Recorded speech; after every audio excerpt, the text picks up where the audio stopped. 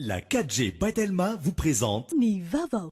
Labelcom, Labelcom, la référence en impression numérique, Manuchano Nivavo. Labelcom, la référence en impression numérique. Arafnat, miaraka amin'ny boky magique ny Blue Line TV, Manoltra anao ny fampalalamba vao. safidy tsara indrindra.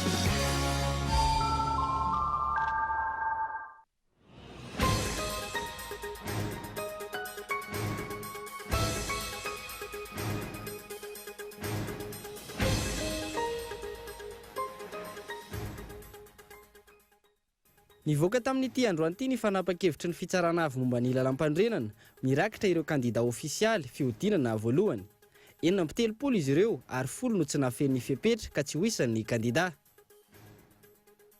Nanomboka androany ary farana rahampitso alakamisy 17 aogositra ny dinikasa iraisan'ireo tompon'andraikitra isan-tokony eto amin'ny firenena anentanana sy iarovana amin'ny mety ho voka-dratsy ny fampiasana akora simika eo amin'ny fahasalamana sy ny tontolo iainana tetsy amin'ny DLC Anosy.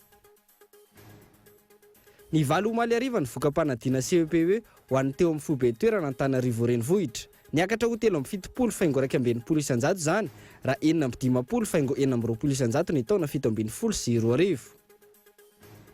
Toerana maro eto Antananarivo renivohitra no ahitana mpividy sy mpanangona taolana. Atao inona izy ireny ary aiza no andefasana azy? Arahinao anatin'ity fampalalam-baovao anio ity.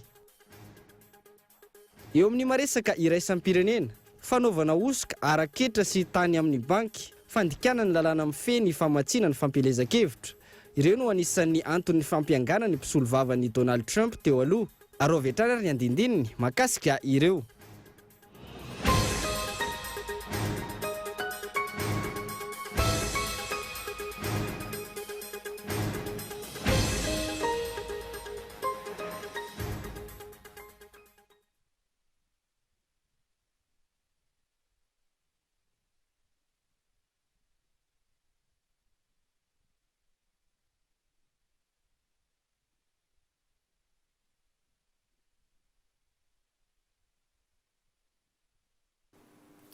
Miaraba tompoko lafinaritra tompoko vavy tonga soa ato amin'ny fampalalam-baovao eto amin'ny Kolo TV amin'ity ariva ity ary manasanao ihany koa anjo izany hatramin'ny farany anomboantsika ny fampalalam-baovao avy hatrany ary eo amin'ny maresaka eo amin'ny tontolon'ny politika nivoaka tamin'ity androany ity ny fanapahan-kevitry ny fitsarana avo momba ny lalam-panorenana mirakitra ireo kandida ofisialy amin'ny fifidianana filoham-pirenena fihodinana voalohany. Misa 70 izy ireo ka ny 10 no tsy nafen'ny fepetra ka tsy ho isan'ny kandida. Io nasaina no nanao ny fanadihadiana. Aingana ny fomba fiasan'ny fitsarana avy momba ny lalam-pandrenana tamin'ny famoahana ny listy ireo kandida ofisialy andray anjara amin'ny fifidianana filoham-pirenena. Raha tokony ho amin'ny faha 20 ny volana aogositra ho avy izao ny voany izany, 420 ora monja tao aorian'ny fahataperan'ny fanaterana ireo atota taratasy dia izao nivoaka izao ny décision-ny HCC. Araka ny décision laharana fa 420 tsipika HCC/D3 nivoaka tamin'ity androany ity, izay mirakitra ireo kandida ofisialy nafeny ny fepetra ka hifaninana amin'ny fihodina voalohany amin'ny fifidianana filoham-pirenena izay ho tanterana ny 7 novambra izao. Andry Nirina Rajoelina, tanora malagasy vonona TGV.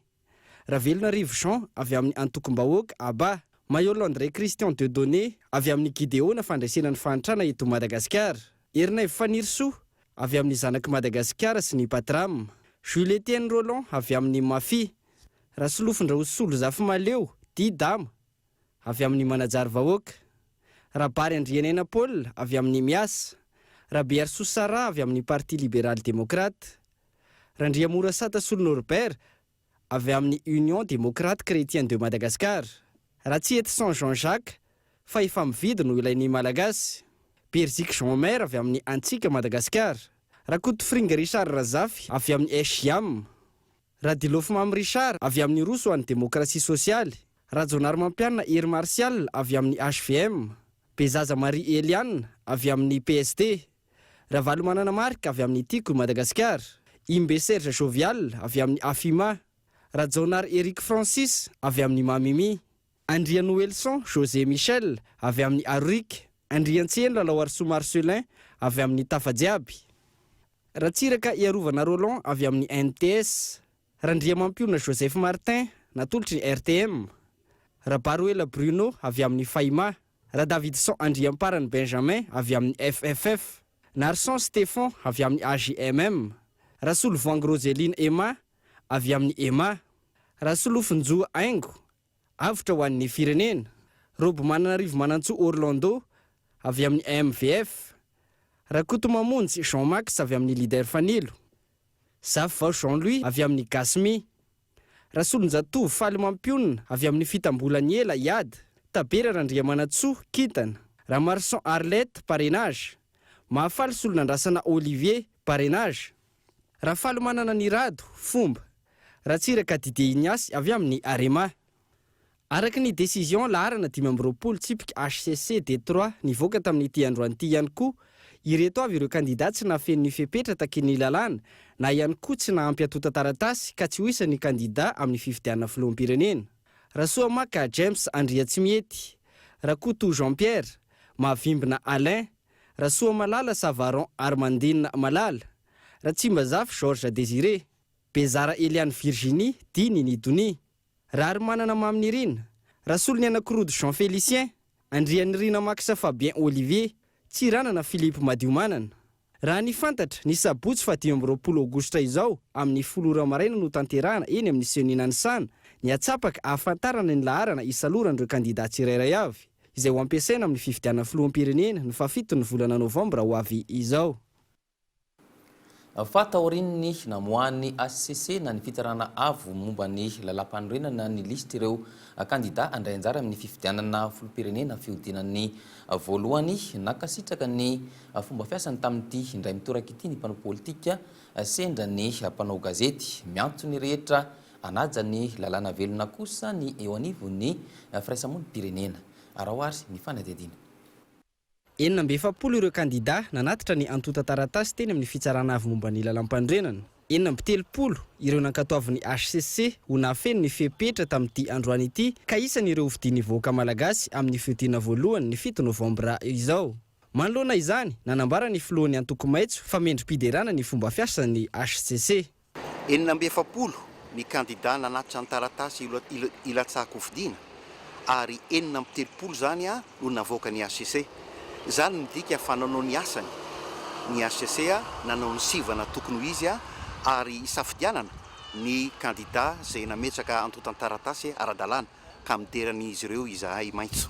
Manontany tena ihany satria raha na 70 ary ny isan'ireo kandidat dia mbola mitana an'ireo koreantsika erany Afrika. Manontany teny zay ireo kandidat ireo ve manana viny am-piarahamonina daholo, manana projet ve izy ahoana ny tondran'ny firenena, ahoana ny ampahafantarany izany vina izany ho an'ny vahoaka amin'ny raharaha lehibe toy itony mako. Rehefa misy ny fifidianana filoham-pirenena dia efa tokony mampahafantatra mialoha hoe ahoana ny tondrana ny tany sy ny firenena, ka raha iandro fotoana fampielezan-kevitra fotsiny dia mety tara, mety tsy ho azon'ny olona. Raha mijery fotsiny ny kandidat ny ataontsika hoe Andry Rajoelina itsika efa hita zao amin'ny vina IEM fa manana programa nasa maharesy lahatra. Miantso ny rehetra anaja an-dralana velona isian'ny filaminana mialoha mandritra ary aorian'ny fifidianana ny fiarahamonim-pirenena KMF Knoe. Ny KMF Knoe dia mampahatsiahy ny olom-pirenena rehetra. Rehefa mitendry raha efa olom-pirenena tsy ny entina irery fa indrindra ihany koa ny mpitondra. Hoe tsy fotoana tokony isina savorovoro zao noho izany dia manao antso hatrany ny KMF Knoe ho an'ny fiarahamonina mba hiaina tanteraka ao anatin'ny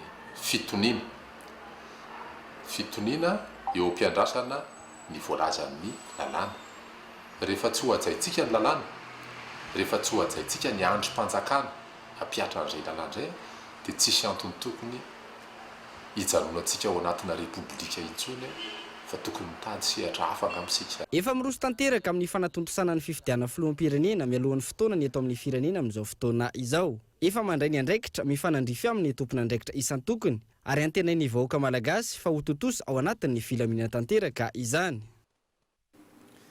mitohy hatrany kosa ny fiaonan'ny filompanorona ny UEM Andry Rajoelina amin'ny vahoaka malagasy vonina ny tena ny hitondra fampandrosoana aingana ho an'ny Madagasikara ary sitraka izay fampandrosoana aingana izay ny vahoaka malagasy ao anatin'ny fandriampahalemana tanteraka ihany koa. Henri Florien no manao ny fanadihadiana. Mitohy hatrany ny fiaonan'ny filoham-panorona ny UEM Initiative pour l'émergence de Madagascar Andry Rajoelina amin'ny vahoaka malagasy. Vonina narina ny firenena ny tenany ary amany olona ny ainan'ny vahoaka izay lasaka katerena ankehitriny. Nandritra ny fiaonany tamin'ny vahoaka ny Manjakandriana tamin'ny alatsinainy lasa teo nanambara fa hanokana teto-bola manokana anampiana ny tanora izy ao anatin'ny UEM. Dia izao no teneniko anareo, ny zavatra niainako izany mba te hanampy anareo tanora ka ny ataoko dia izao. Za mino fa mino vavaka Andriamanitra fa rehefa tanteraka ny vavaka dia izao ame anao fond manokana anampiana ny tanora zay te hiotra, zay te hiavitra ny fiainana dia ampiana arabola. Ampiko arabola zay no ataoko. Io tsy misy hoe tanora na vita fianarana na tanora tsy navita fianarana fa ny olona rehetrarehetra zay te hanjaitra amena fitaovana, amena masiny, zay te hamboly amena masomboly, amena tany. Zany ny zavatra ho ataontsika. Zay te hanao usine dia amena ny fitaovana anaovana an'izany. Zay ny UEM. Zay ny ataontsika anavitra ny firenena. Matokisy anareo fa za tsy hamitaka anareo ary anao zay tratra ny heko ray manontolo tratra ny heko ray manontolo mba anavotana ny Madagasikara sy anampiana anareo. Nanambara ny fahavonony anohany ny UEM ihany koa nandritra ity fiaonana tany Manjakandriana ity ny mpikambana MMM ny antoerana. Izahay mpikambana amin'ny ataoko malagasy maramianga sampana Manjakandriana dia manaraka ny fanapaha-kovitry ny atoko dia manohana tanteraka ny Andriamatoa Andry Rajoelina ary vavony izay amin'ny asa rehetra mikasika an'izay. Tamin'ity androany ity tao anatin'ny hafaliana tanteraka no nandraisany vahoaka ny Meritsatoska ny filoham-panorona ny UEM Andry Rajoelina ny tafa sy ny any mivantana ny vahoaka tany antoerana izy.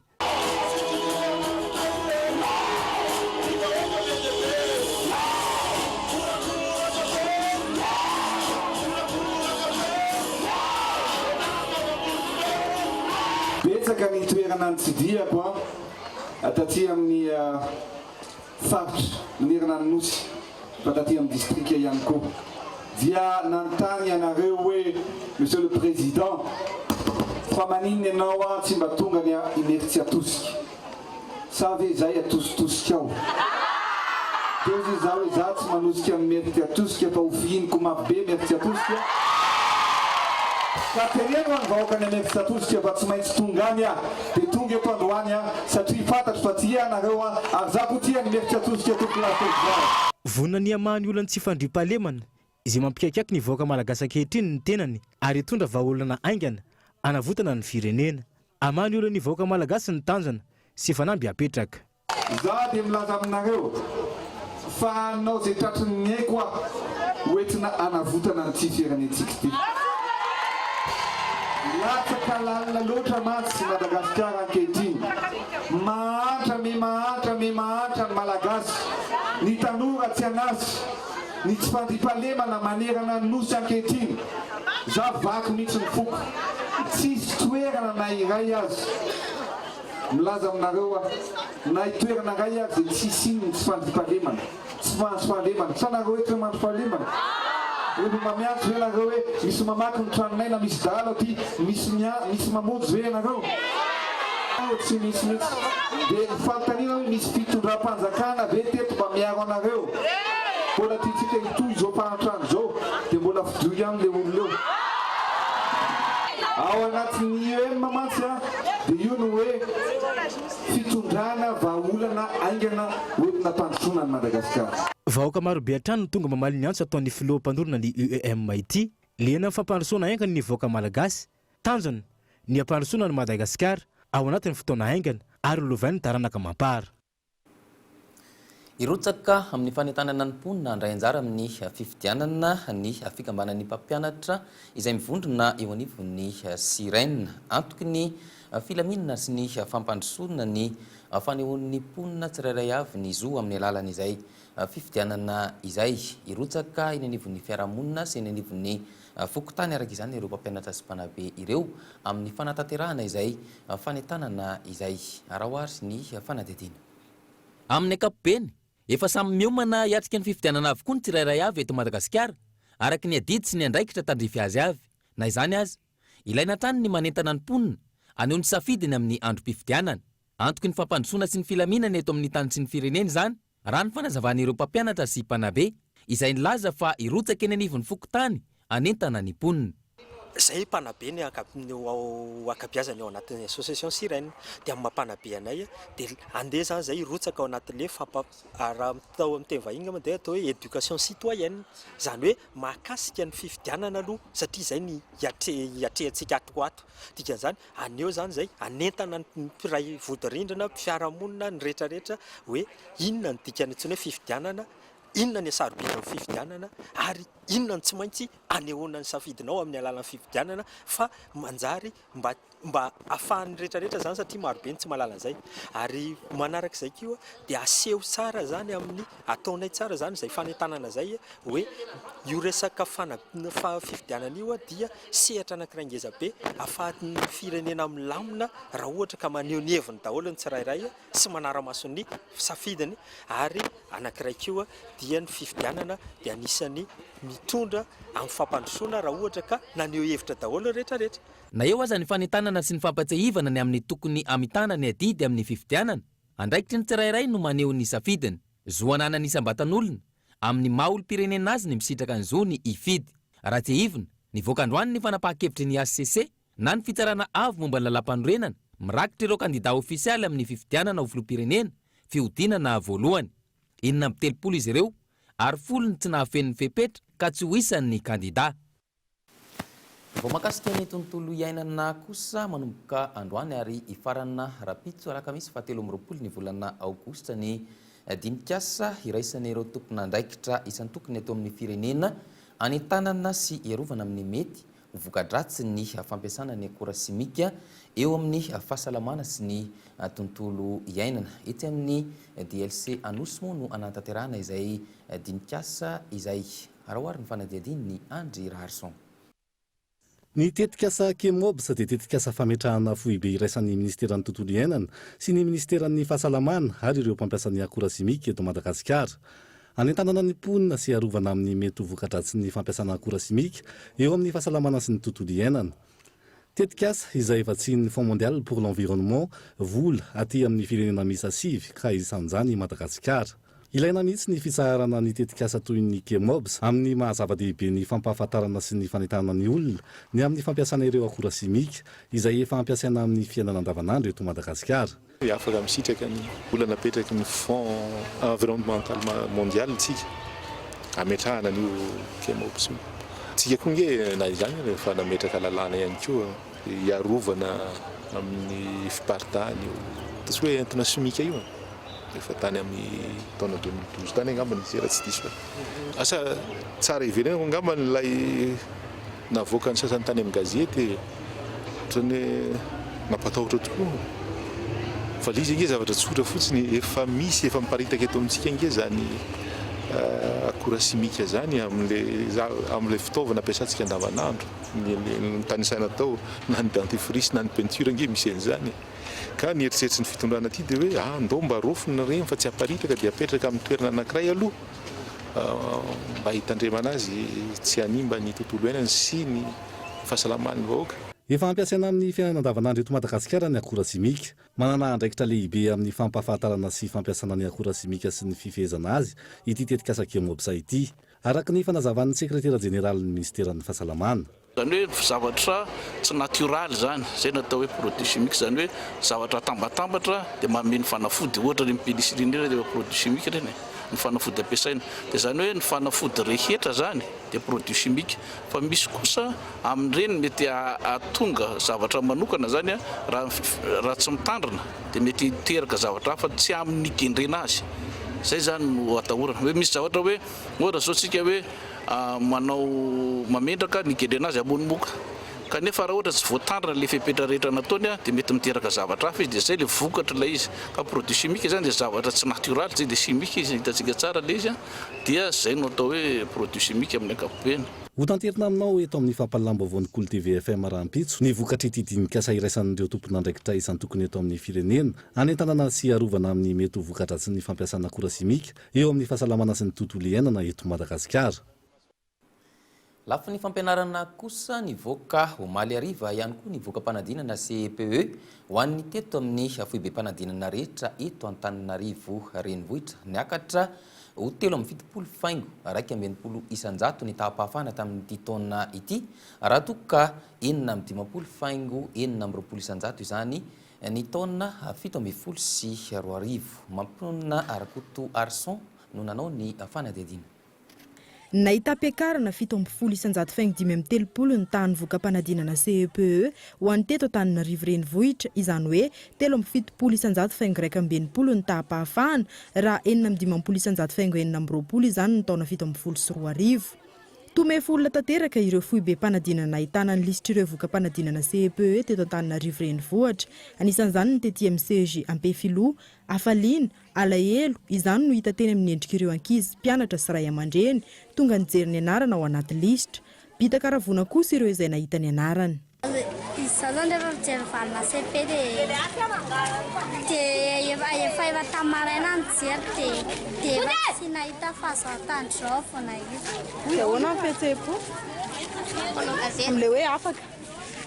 Dia izaho zany faly tsara satria afaka CP fa rehefa izay manotsimba. Tsara be mihitsy raha mijery valim-panadinana no akanitsanitsaka be. Dia ahoana afaka sa ahoana? Afaka CP sy izay ma. Dia ahoana ny fihetseham-po amin'izany? Faly be mihitsy. Na mamonerina ina zany faly be izy. Nefa nanam-po ve sa tsy nanam-po afaka? Tena nanam-po mihitsy aka. Tsy ahivina trano fa efa nazahoana vokatra ihany koa ireo foibe mpanadinana hafa ao anatin'ny faritra Analamanga toa ny Tanàha Tsimondrano 20 isanjato faingo 20, Anjozorobe 70 isanjato faingo 20, Andramasina 170 isanjato faingo 70, Ambohidratrimo 70 isanjato faingo 9, Avaradrano 120 isanjato. Mbola tsy fantatra mazava kosa hatreto ny tarehimarika ho an'ireo afaka tamin'ny fifaninanana idirana ho kilasy fahenina na 6e eny amin'ireo CEG tsirairay izay miankina indrindra amin'ny fetrany toerana azo andraisana azy ireo. Milohan'ny anohizantsika ny fampahalalam-baovao dia isento kely amin'ny alalan'ny dokam-barotra vetivety aloha isika aorian'izay no anarantsika ny vaovao mahakasika ny lafiny sosialy, ny vaovao avy any amin'ny faritra ary ny maresaka iraisam pirenena ihany koa andao-ary.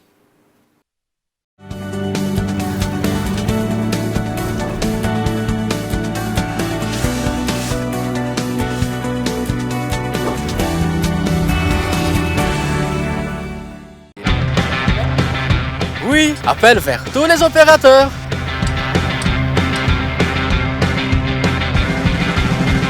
Oui, appel à l'international inclus. Oui, mes SMS, je ne les compte plus.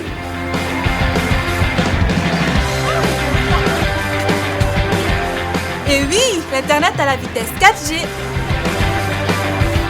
0,5 arrière par seconde vers FAF et Club First. 1 arrière vers Telma et 3 arrière vers les autres opérateurs. Vous aussi, soyez First. À partir de 10 000 arrières, First Premium. Et découvrez toute la gamme First sur www.telma.mg ou rendez-vous en Telma Shop. Telma, Safid que numéro 1 Malagasy. Chocolat Tsar. Un goût authentique. Un éventail de saveurs. Tsar. Un trésor riche et gourmand, issu des précieuses fèves de cacao de Madagascar. Succombez au plaisir infini et profond du chocolat Tsar et de ses arômes intenses. Chocolat Tsar, savourez vos émotions.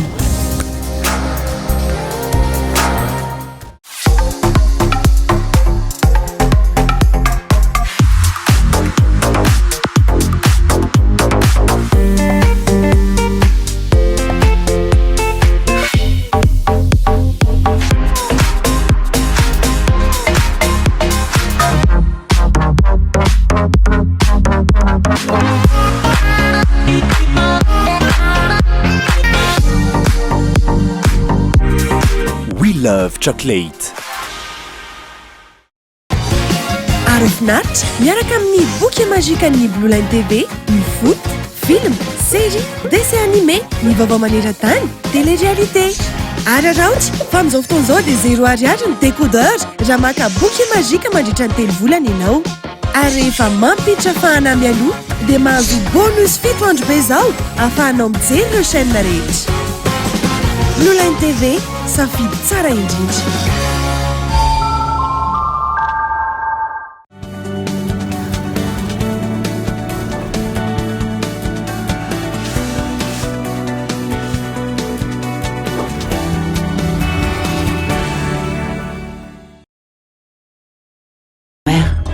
Tu sais que tu étais sa préférée, hein? Quand tu étais bébé, elle ne voulait pas que je te donne le sein. Elle voulait le faire à ma place. C'était une femme extrêmement difficile, ce qui doit expliquer mon caractère. Vous êtes le portrait craché de votre mère. Quoi? Je vous jure que parfois je sens sa présence dans la chambre.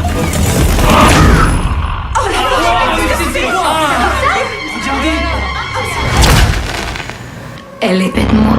Tu penses que je ne vais pas m'occuper de toi? Mais quand tu seras morte. À la fin.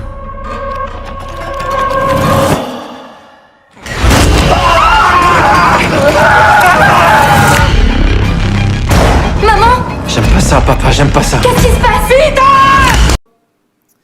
araka izany dia ny oronatsary mitondra ny lohateny hoe hérédité no oronatsary arahanao eto amin'ny Akolo TV anio alina fa anoizantsika ny fampalalam-baovao kosa mbola hitoy ny FEC na ny facilité élargie du crédit raha ny fantatra ny volana septambra izao no avy eto Madagasikara ny iraky ny tahirim-bola iraisam-pirenena vola mandridina ny 470 tapitrisa dolara mety ho azo aorina izay hatreto aloha mbola miankin-doha amin'ny famatsim-bola avy any ivelany i Madagasikara fanadidiny ny Michela Ranarjon indrindra fa nanomboka tamin'ny taona 2007 iny dia mipoitra ny antsoina hoe conditionnalités économiques zany hoe zareo indray ny lasa mametra fa atovy ny équilibre ny balance de paiement anareo atovy ny équilibre ny terme de l'échange manova gel de recrutement des fonctionnaires, gel de recrutement des enseignants chercheurs any amin'ny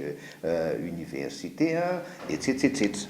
Tateo arina ary tateo arina nanomboka ny taona 2007 indrindra dia mipoitra indray ny atao hoe deuxième génération de conditionnalité, reconditionnalité politique fitakina ny démocratie fampivoarana ny zon'olombelona ny bonne gouvernance ny tanitandalana état de droit etc.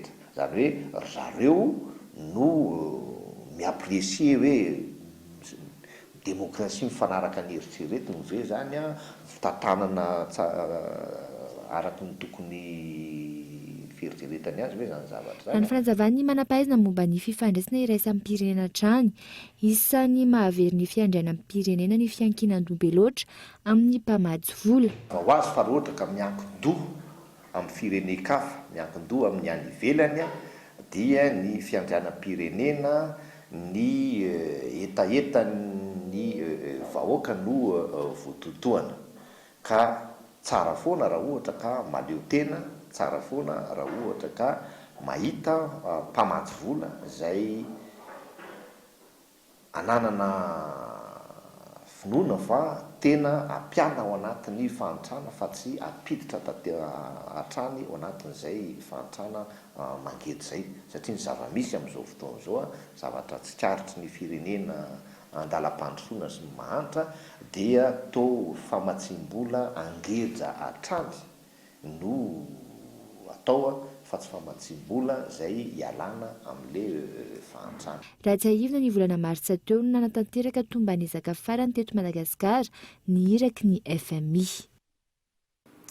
Ny ato nandritra ny fotoana tsy voafetra ny fanadinana fananana teo anivon'ny ENMG na ny École nationale de la magistrature et des greffes na ato amin'ny asany ihany koa ny tale généralny UNMG ary niditra antsehatra ny Bianco ireo no isany fanapa-kevitra no raisiny tompon'andraikitra teo anivon'ny fitsarana manoloana ny farenisana trangana kolikoly teo amin'ity sehatra ity efa voatendry ny tale généraly vaovao ary totosa ny maraina teo ny famindra-pahefana teo amin'ny roatota arao ary ny fanadidiny.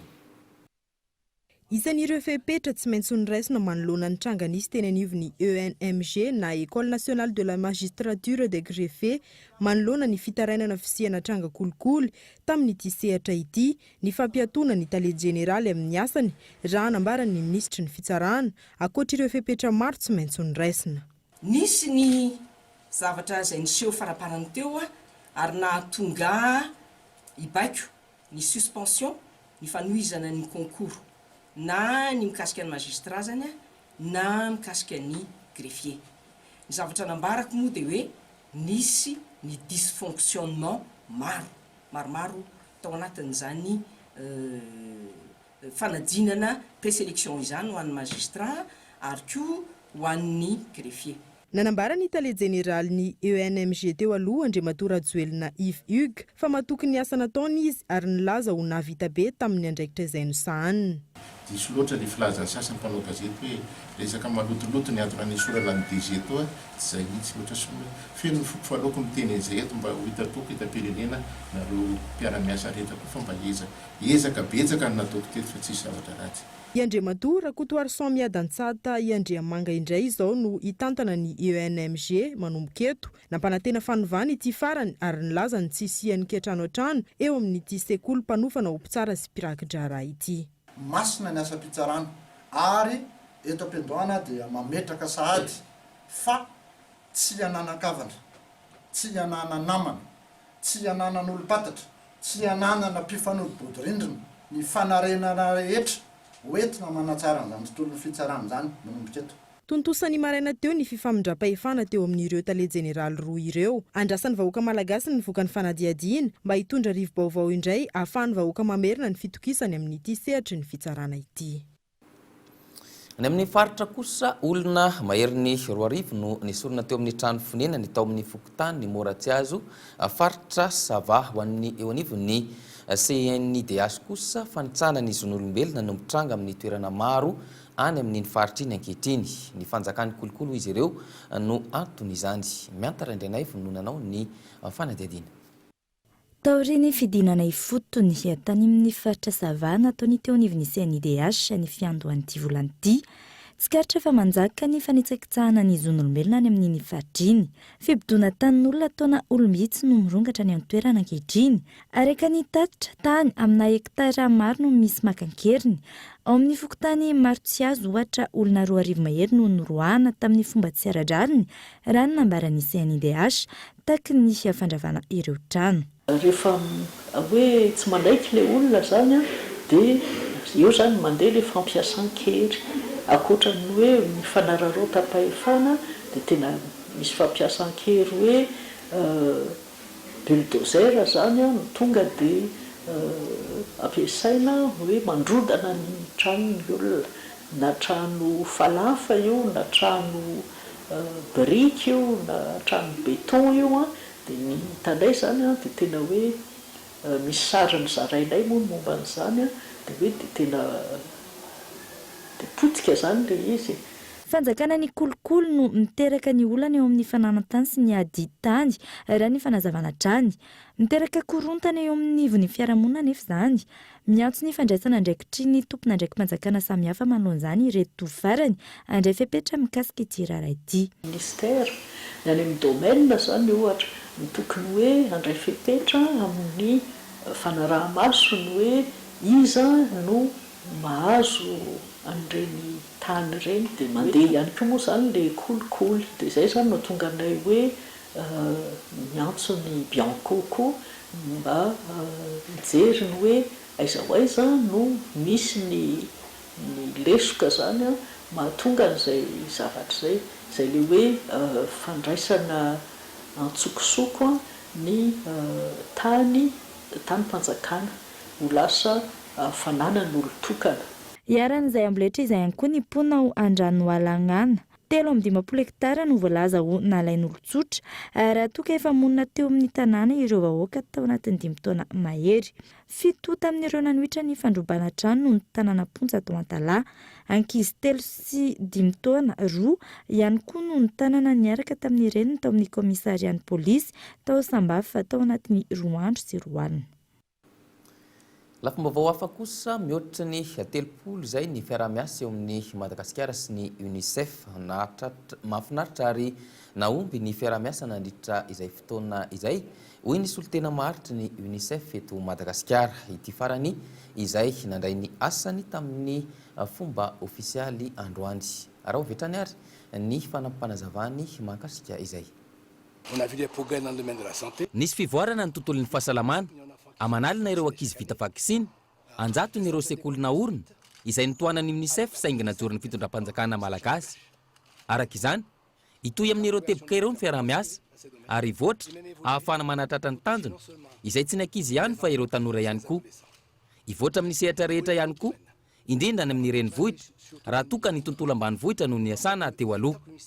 Ny renivohitra izay ahitana olana vaovao. Hojerena araka izany ireo tanora. Atsara, tsy hoe ajanona ireo asa vonjy maika, fa hijery vahaolana maharitra, ahafahan'ny mponina miatrika ireo loza vojanahary. Fantatray ary nonay fa anoana anay mandrakariva ny fanjakana malagasy.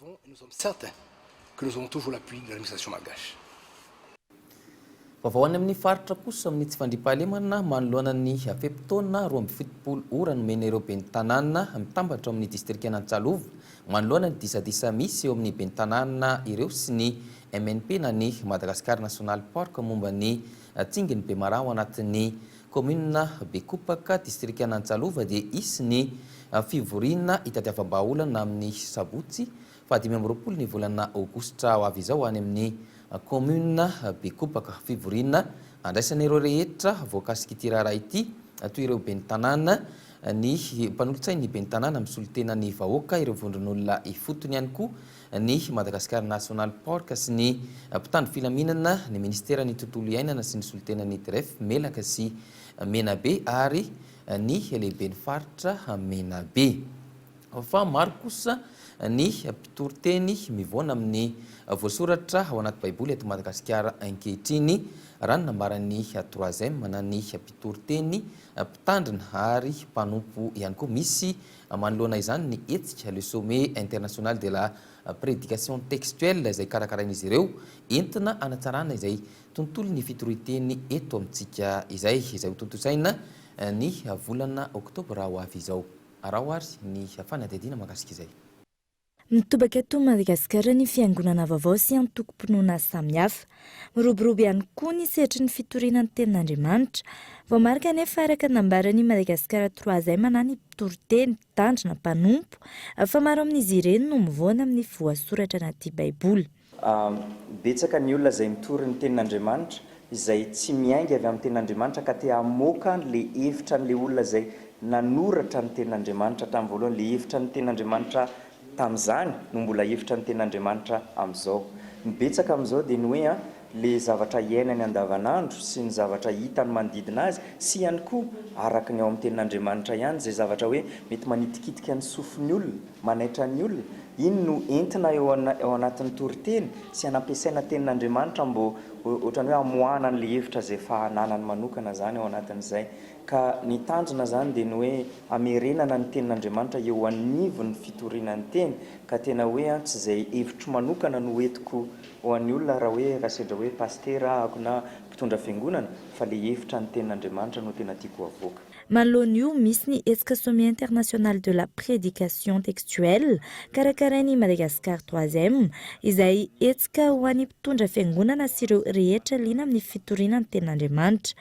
Manomboka amin'ny 10 ka hatramin'ny 17 ny volana oktobra ho avy izao ity etsika ity, famitana ny hevitra ny tenin'Andriamanitra na koa fomba fitoriana izany no resana mandritra io fotoana io. Hitondra vokatra tsara mihitsy eo anivon'ny firenena io. Ny antony satria dia tena le zatra nampianarin'ny apôstôly tany amin'ny voalohany sy ny fomba mampanondro zareo no ampiarina zany fa tsika zany tateoriana saiky ny voana kely dia tsara ny teniny rehetra mentsindra mandran'Andriamanitra dia mahasoa avokoa fampianarana fandraisan-dahatra fanitsiny izay diso dia misitona anareo zay a fa aza matahotra mihitsy anareo fa tsisy lokona fiangonana mihitsy na kely azy tsy piako a na kely azy fa tena hoan'ny antoko-ponoana rehetra mihitsy a. Araka izany afaka mamonjy ity hetsika ity avokoa ny rehetra isy mandritry ny fotoana ny fifanankalozan-kevitra toriteny fitariana amin'ny fiderana sy ny maro hafa. Asa miavaka asa tena ihany koa no anoizantsika ny fampahalalam-baovao amin'ity takariva ity toerana maro eto Antananarivo renivohitra no ahitana mpividy sy ampanangona taolana atao inona izy ireny ary alefa aiza ihany koa ao anatin'ity fanadihadiana manaraka ity no ahitanao ny valiny izay fanontaniana izay raha avy hatrany ary.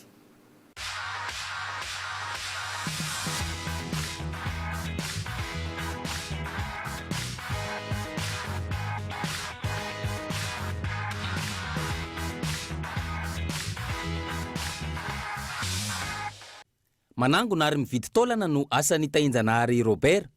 Ety Anosy no ahitana azy. Asa lovain-jafy ny fakana taolana hoy izy. Zay zany valy volana zay fa nina zany asa lovain-jafy mihitsy dia za zay valy volana nanao ity. Ankoatra ny hoe anaovana ranomena efa fantatry ny be sy ny maro. Atao inona ireo taolana ireo ary aiza no anodinana azy? Ilaina vaty Ambohimandroa aty Antananarivo io. Entina any Ambohimandroa sy miakatsatsira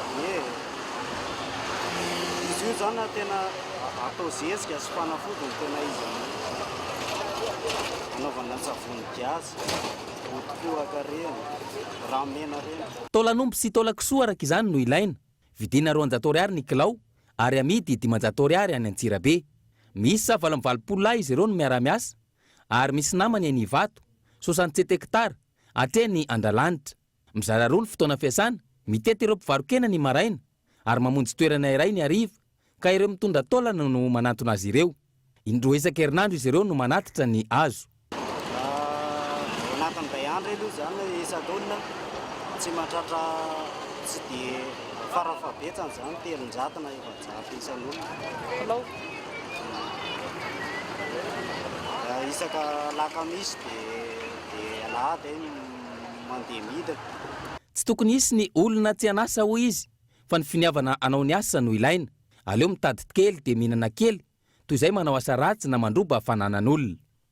Ny afa-tsy ataoko ny rehetrarehetra zany dia aleo zany mitondra aleo mitady kely toy izay mitady betsaka nefa mangalatra ohatra tsy mety fa aleo mitsindry kokoa izao.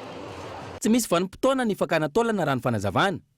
Raha mbola misy ny mpivarokena, tsy maintsy misy ny taolana ho vidiana.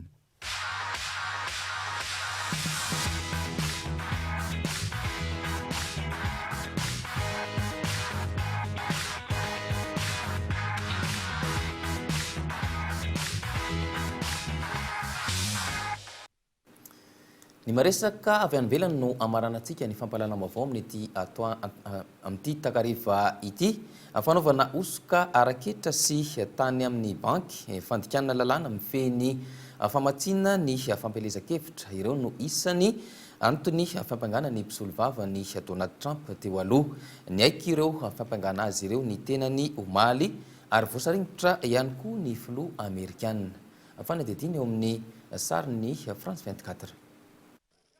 Efa bolana tsy aoriny ny fanadihadiana lalina natao taminy omaly no ny aiky ny elo ny mpisolo vavan'ny Donald Trump teo aloha Michael Cohen. Antony zavatra valo amin'ireo iampangana azy no nekeny teo anatrehan'ny tribonaly ao New York. Isan'ireo ny fanaovana osoka araketra sy osoka tany amin'ny banky, fandikana ny lalàna mifehy ny fampelezan-kevitra tamin'ny fampandaniana ny Donald Trump.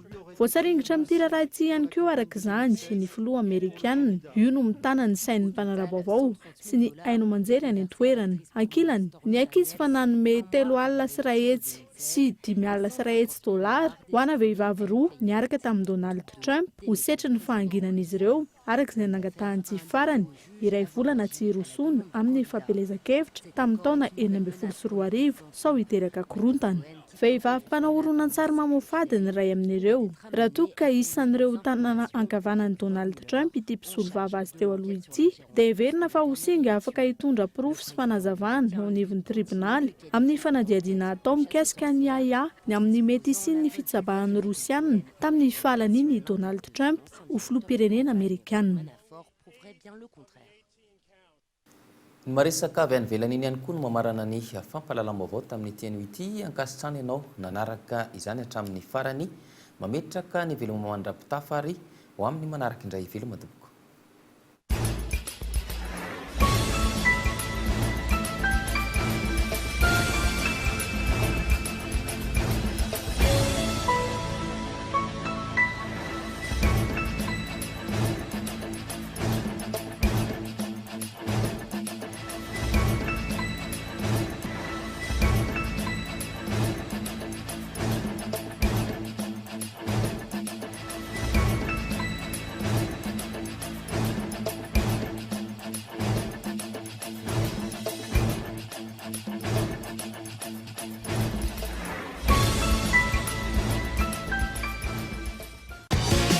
Arofinaritra miaraka amin'ny boky mazika ny Blue Line TV narahinao teo ny fampahalalam-baovao miaraka tamin'ny tsara indrindra.